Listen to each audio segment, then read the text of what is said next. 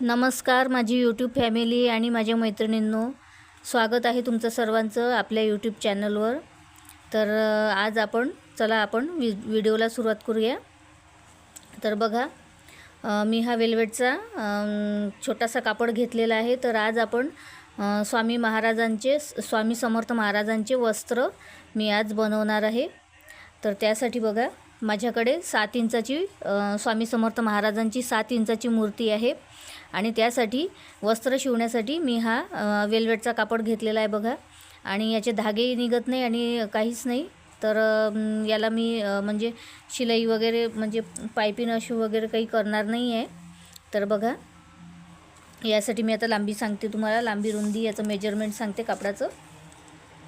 तर बघा, मी 12.5 इंच हा लांबीने कापड घेतलेला आहे बघा।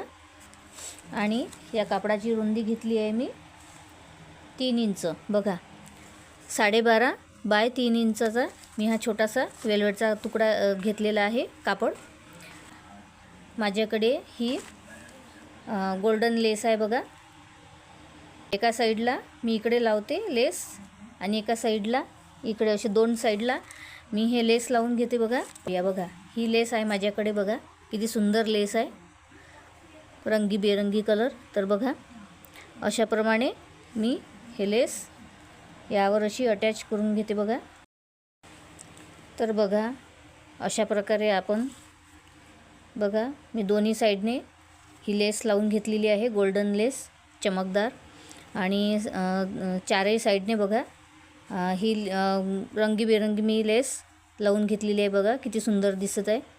तर आता चला, आपण हे वस्त्र झालं। आता आपण हे जेव्हा आपण वस्त्र असं समर्थ महाराजांच्या अंगामध्ये जेव्हा आपण असं घालणार आहोत तेव्हा हे असं एका ठिकाणी राहण्यासाठी, असं जुळून राहण्यासाठी जर असं इथे मी वेलक्रो लावणार आहे बघा।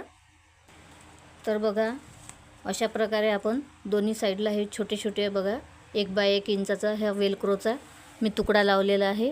आणि बघा, त्याच्या उलट्या साईडला पण असा लावून घेतलेला आहे। म्हणजे बघा, आपण जेव्हा असं सरळ वस्त्र घालतो ना, तेव्हा बघा हे दोन्ही साईड अशी एकमेकावर येते बघा। आणि हे असं आपलं वस्त्र असं चिपकून राहतं आणि स्वामी महाराजांचं वस्त्र अंगावरून घसरणार नाही मग बघा। तर आता आपण बघूया स्वामी महाराजांचा टोप। तर बघा, टोपसाठी मी हा एवढा म्हणजे वेल्वेटचा तुकडा घेतलेला आहे बघा। याचं मेजरमेंट किती आहे ते, तर बघा, मी 6.25 इंच याचं लांबी घेतलेली आहे, 6.25 इंच लांबी आणि 1.5 इंच रुंदी घेतलेली आहे।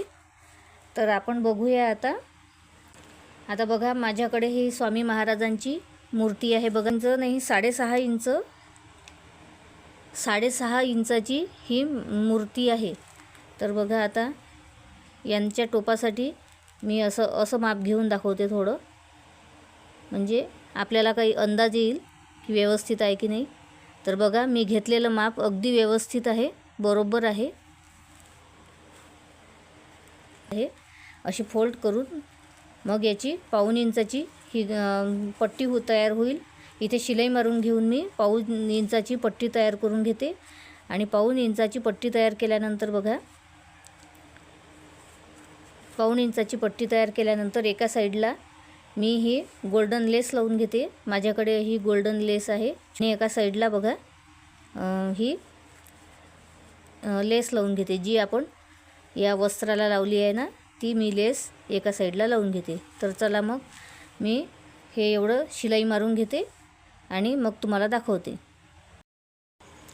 तर बघा, अशा प्रकारे मी पट्टीला एका साईडने रंगीबेरंगी लेस लावली आहे आणि एका साईडने बघा गोल्डन कलरची लेस लावली आहे।